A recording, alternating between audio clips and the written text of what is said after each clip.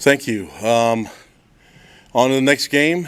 I'm really excited about the result from last week, obviously, and obviously I spoke after the game that there's things that we can improve on. Looking forward to getting that done this week. Obviously, we practice today in our meetings and lift. So, I thought the guys for the experience of being on the road for the first time was good, and now we're heading out to Boulder, Colorado. That's going to be a fun trip for us, and starting Big 12 game. So our season in the conference. So we're 1/4 through the season. Looking forward to the next one, and excited about the matchup. Really happy with the way the guys, the leaders, everyone approached the game going back east. And again, I think you've heard me say this before, but really thankful for all the fans that were there. The support that we received, it was awesome, and really good to see the Blue out there cheering for us, and hope those fans know how much we appreciate them and for them making the trip to come visit us.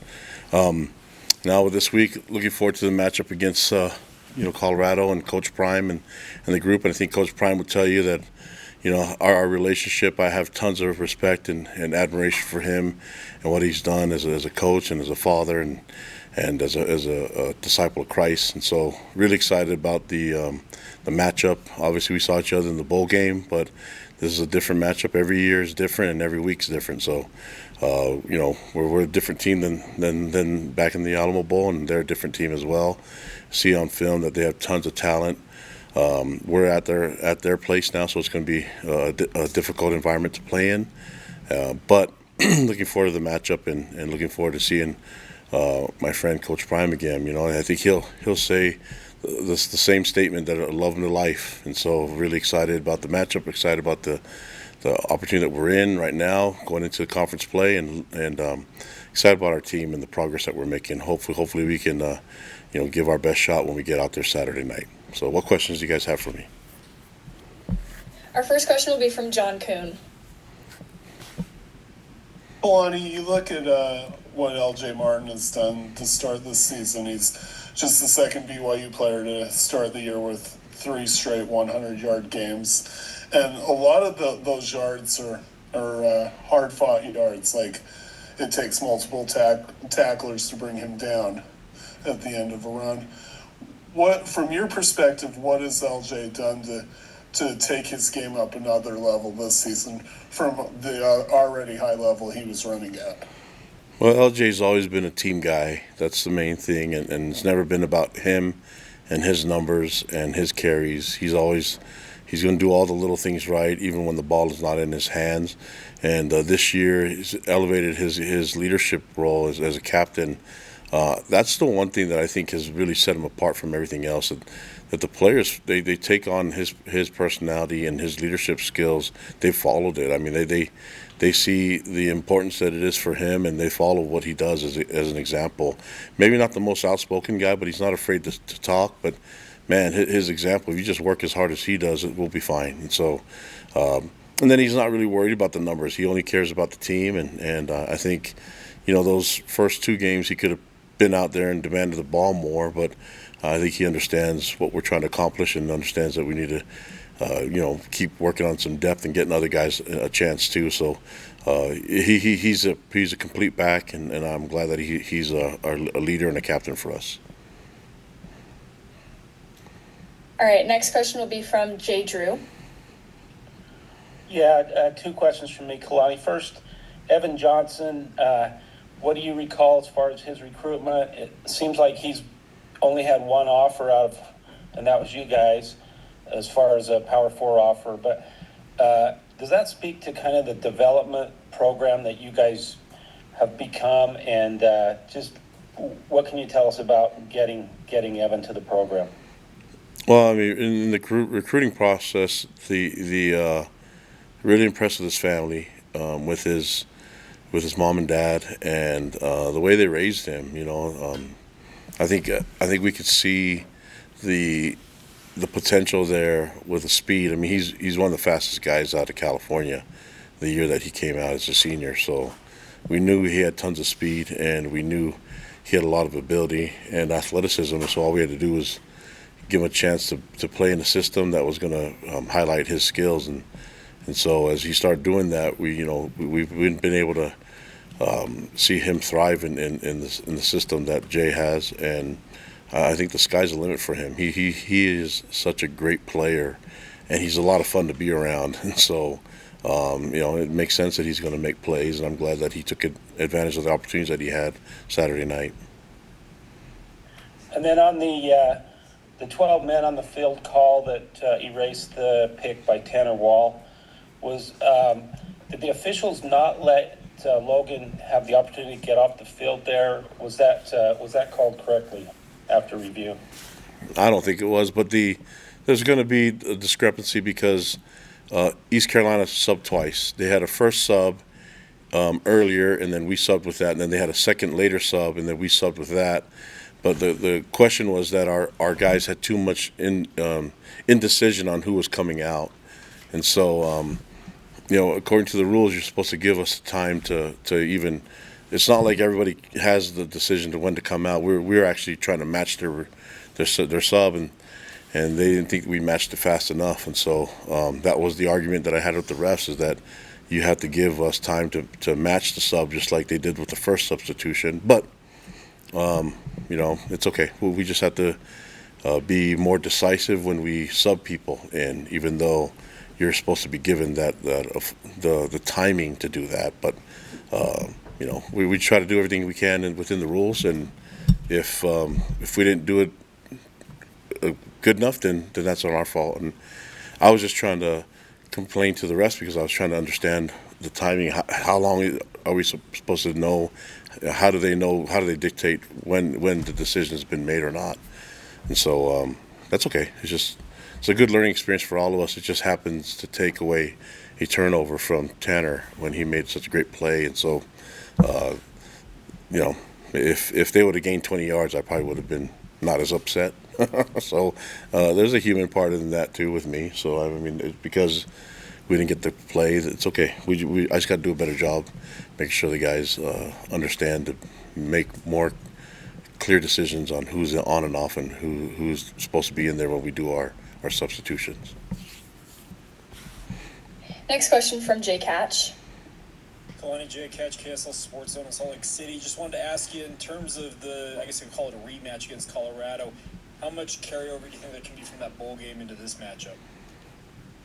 There's always some carryover, but the players aren't the same on both sides, so and then you're always trying to find ways to get you a competitive advantage. So that's the fun part in the game and the prep during the week, is that we don't know exactly what they're going to do. We have an idea, but they don't know exactly what we're going to do too. So you have to kind of prep for all of it, and then you have to make adjustments and see what happens in the game on Saturday night. So it's what we have to do every week, and it just happens that we played these guys in a bowl game, and now we see them, for us, game 4. So now this one's on the road, and we just got to be ready for it.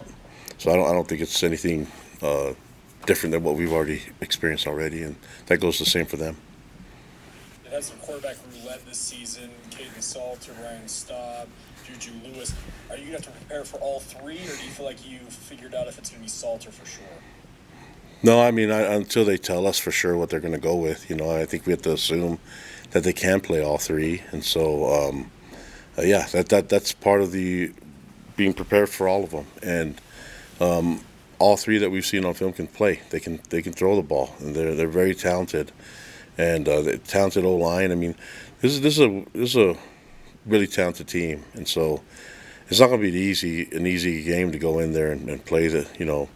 And I mean, I'm sure they remember the bowl game. I'm sure they want some payback, but it's a different year, different mindset, and I'm just happy with the way we're playing. We just got to go in there and make sure that we do our part. I can't control what they do, but we can control what we do, and we can control all the things that we've made mistakes on from the last weekend and even the 2 games before that. So we just need to be a lot cleaner, more disciplined. We had too many penalties, all that stuff that we can control. That's what I got to focus on as a head coach, and make sure that we don't make those mistakes again. Next question from Mitch Harper. Kalani, after your review of the film against East Carolina, what was working so well for Bear Bachmeyer in that second half. What kind of led to his success from your vantage point reviewing the film? I think he was making great decisions before. Just wasn't connecting on all the plays. I started with play one. However, it was between him and Parker, that should have been a completion. But you just keep playing, and you keep taking advantage of your opportunities that come down. I mean, you forget about that play. It's a play-to-play type of deal. You have to forget about it and keep moving on. And he did a great job at that, moving on from when he could have had a throwaway, could have had a play. And I was just really pleased with everything that he's done, from the audibles, the checks that he made, getting the guys out of the huddle. And I thought he did a great job, and he seemed to grow up quite a bit from the first play to the second half. And I think that was really good for us to see him do that. And I'm excited about what he can do. He's highly intelligent, has great football IQ, great leader. He's tough, and things are starting to click for him. So we just need to make sure to keep that momentum going. Next question from Kyle Ireland. Kalani, your first 2 years out of the Big 12 conference member were impacted by conference realignment, with you guys obviously coming into the league, teams leaving after that first season, and then new programs coming in last year. What does it do for your coaching staff as far as your preparation this year to be able to have some stability as far as the membership is concerned? You guys are seeing, teams in multiple seasons consecutively now. Yeah, I mean, they're all well-coached teams, so it's not like and being only third year in it, it's not like you have a understanding of every team in the conference. But because they're common opponents, you can see it, a lot of them on film. And even though you rotate playing some here and there, eventually you'll get more familiar with the coaches than it is with the players, because the conference schedule will change quite a bit year to year. But it's just a lot of fun being in this conference, man. I enjoy it. I enjoy the coaches that are in it, the places that we play at, and the opponents that come to our home here in Provo and Lavelle Edwards Stadium. And so it feels really good when we went from an independent team to now being part of an amazing conference. So I'm just enjoying the ride and enjoying being part of and being affiliated with this conference. It's an honor for us to be here, and really cool to be in these environments. And I mean, to go to Colorado and play there is going to be an amazing experience for our players and our fans, and to have that is going to be really cool. So everything is we're just enjoying every part of it. Next question from Sean Walker. Hey, Coach, I just wanted to ask you about Carson Ryan, because we've talked about him a decent amount during the offseason, and it seems like he was expected to play a pretty big role in this offense, but his role through 3 games has been maybe even bigger than the 2 touchdowns he scored. Just what is it about his game where he's kind of proving to be, I think he's pretty close to an every down tight end for you guys? No, he's a complete tight end. He's been a complete tight end ever since I remember him playing at a young age, and he's he can do so many things. He's versatile. He can block.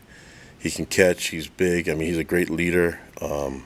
He's bought into whatever we ask him to do, and I don't think anybody works harder than he does in practice. He sweats more than anyone I know, and that usually means he's working really hard. And then he has an amazing mustache game. So when you combine all those things, I mean, it just makes sense that you should be a great tight end to BYU. Next question from Brandon Gurney. Kalani, well, one of the stats you probably aren't too fond of were the 10 penalties for 101 yards. How much of that was a result of just being on the road for the first time, and how are you addressing that this week? Well, all of them are different types of penalties, so we have to look at the ones that I think sometimes the ones that happen during the gameplay is different than the ones that are false starts and things like that, mental mistakes. So we can control the ones that are, the holding penalties, even within the game. We can control it, just kind of move your feet a little bit more, and then the substitution one, that's on me. If we're looking at the other penalties, they're kind of in the so we had a taunting and sportsmanlike. That's not us. Can't have that. And can't cost the team. And so those are easy adjustments to be made. Has nothing to do whether you're home or on the road. It just has to do with your mentality and playing smart and playing with a good mindset, not getting angry at some of the things that are being said on the field, just keeping it about the team first. And so, these guys are learning it. Fortunately for us, they didn't hurt us too much. They did hurt some of the drives, some of the holding penalties, things like that. But just got to be more disciplined. That's my job as a coach, is teach these young men to be more disciplined and play with a great mindset. It's okay to be physical. It's okay to talk back and forth too, but if not if that's going to throw you off your game. Then if that's going to throw you off the game, then just shut up and play football. But they're young, they're learning. I got to do a better job and make sure that we're not getting 10 penalties. That's hard to have that many penalties. It's hard to make up the difference when those could kill drives and take points off the board. Next question from Kevin Reynolds. Hey, Kalani, after the game on Saturday, Harvey Younga tweeted about something about stealing signs. I was just curious if you thought that East Carolina was stealing signs in 2022, and was that something you prepared for going into this game of trying to protect that? I don't know much about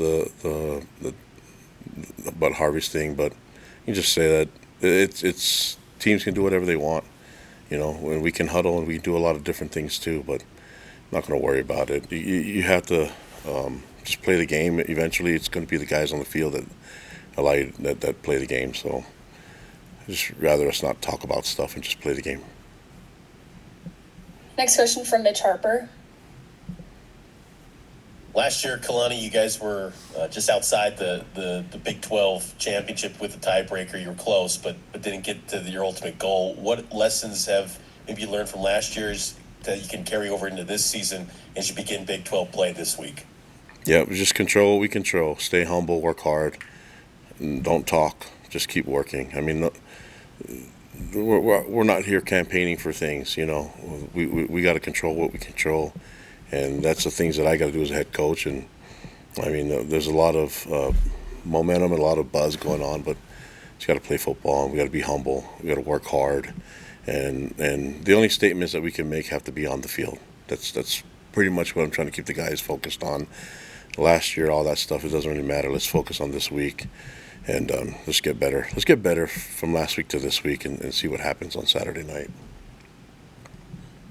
Our last question will be from Jake Hatch.